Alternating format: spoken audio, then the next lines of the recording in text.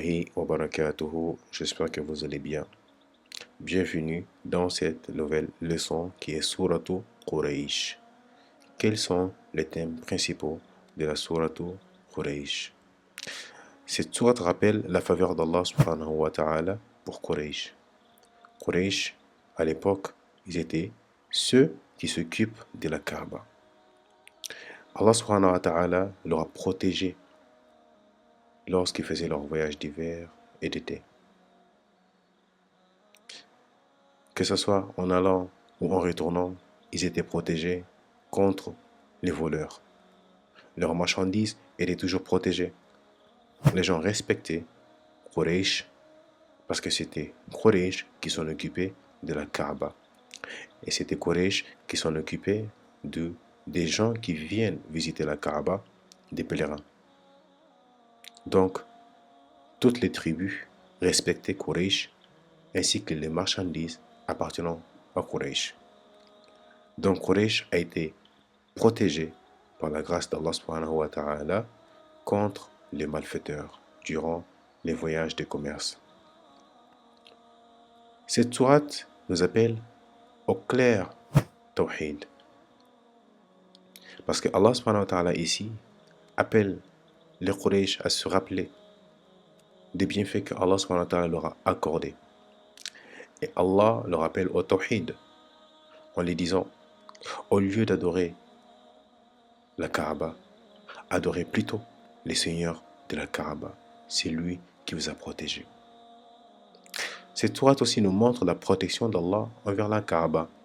Comme nous allons le voir, la sourate qui suit, l'histoire des Ashabul Fil qui voulaient détruire la Kaaba. Donc cette protection d'Allah envers la Kaaba, les Quraysh le savent. Les Quraysh croient en Allah subhanahu wa ta'ala, le fait que c'est lui qui les aura protégés, qui a protégé la Kaaba. Donc Allah subhanahu wa ta'ala, à travers ses bienfaits, appelle Quraysh à l'adorer, lui, et pas les idolâtres ni les statues. Donc cette sourate ici nous appelle au clair Tawhid. Il rappelle de la faveur d'Allah subhanahu wa ta'ala, que ce soit pour Quraysh ou chacun parmi nous. Donc ça, ce sont les thèmes principaux de la sourate Quraysh. Et nous allons entamer avec la lecture de cette magnifique sourate. Bismillahirrahmanirrahim. لإيلاف قريش لإيلاف قريش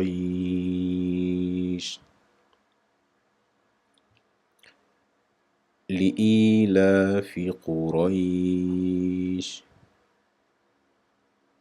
إيلافهم رحلة الشتاء والصيف إيلافهم رحلة الشتاء والصيف إيلافهم رحلة الشتاء والصيف فليعبدوا رب هذا البيت فليعبدوا رب هذا البيت فليعبدوا رب هذا البيت الذي أطعمهم من جوع الذي أطعمهم من جوع